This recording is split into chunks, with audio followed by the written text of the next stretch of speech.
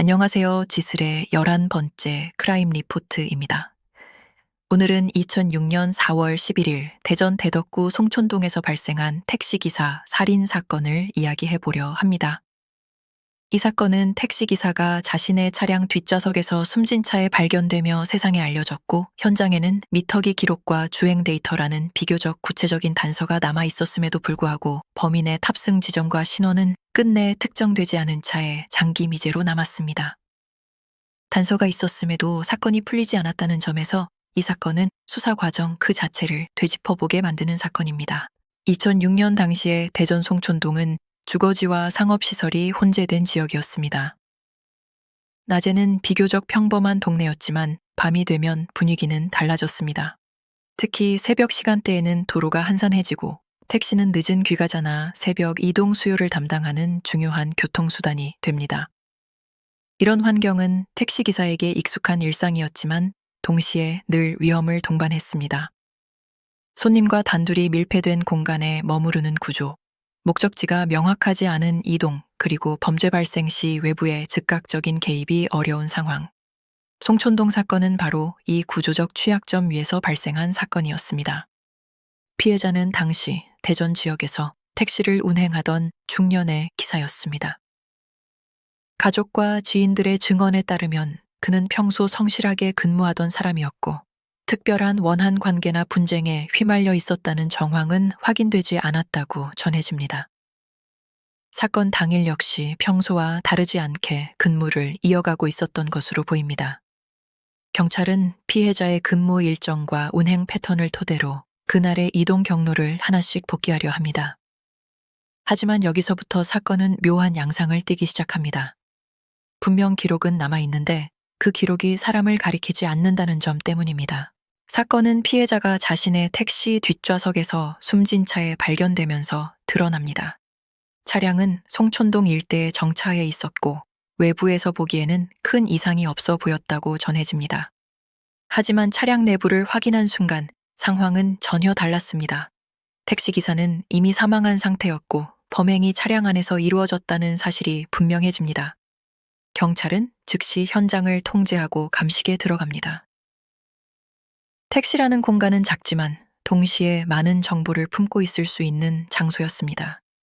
그리고 이 사건에서는 실제로 여러 기록이 남아 있었습니다. 경찰이 가장 먼저 주목한 것은 미터기 기록과 주행 데이터였습니다. 택시는 이동 수단이면서 동시에 기록 장치이기도 합니다. 언제 손님을 태웠는지, 얼마나 이동했는지, 요금은 얼마였는지, 이 정보들은 피해자가 마지막으로 어떤 이동을 했는지를 보여줄 수 있는 중요한 단서였습니다. 수사팀은 이 데이터를 바탕으로 마지막 승객의 탑승 시점과 이동 구간을 추정하려 합니다.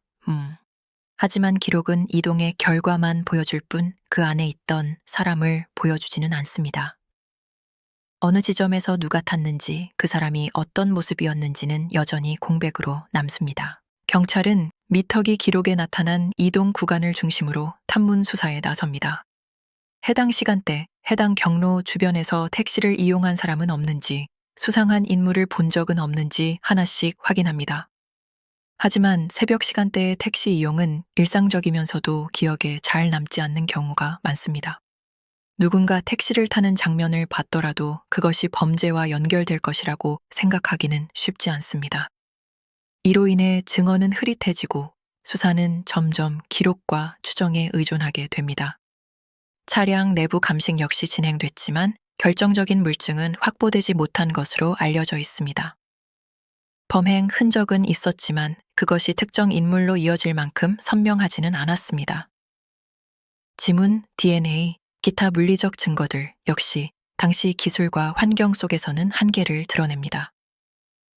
이렇게 사건은 아이러니한 상태에 놓입니다. 기록은 남아있고 수사할 방향도 보이지만 그 방향의 끝에는 언제나 확정할 수 없음이라는 결론이 기다리고 있었습니다. 수사팀은 범행 동기를 두고도 여러 가능성을 검토합니다. 강도 목적의 범행이었는지, 우발적인 다툼이었는지, 아니면 전혀 다른 이유가 있었는지. 하지만 금품 피해 여부 역시 명확히 정리되지 않았고 피해자의 개인사에서도 뚜렷한 갈등 요소는 발견되지 않았습니다. 이로 인해 사건은 점점 무작위 범죄의 가능성으로 기울게 됩니다.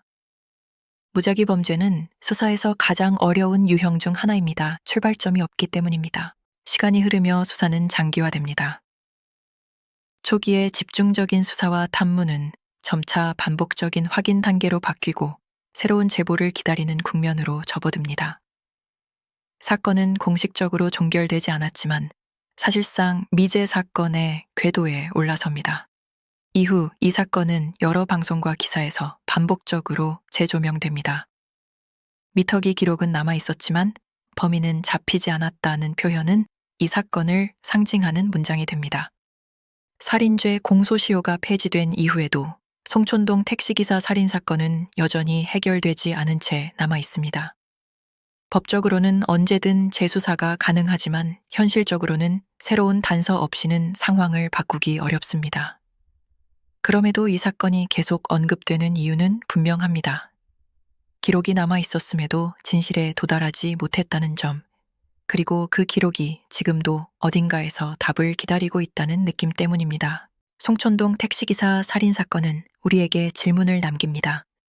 기록이 많다고 해서 반드시 진실에 가까워지는 것은 아니라는 점, 그리고 범죄의 순간은 때로 너무 조용하게 지나가 아무도 기억하지 못한다는 사실입니다. 택시라는 작은 공간에서 벌어진 그날의 일은 아직도 설명되지 않았습니다. 마지막으로 택시에 오른 사람은 누구였는지, 그리고 그 사람은 어디로 사라졌는지 우리는 아직 알지 못합니다. 지슬의 11번째 크라임 리포트 마치겠습니다.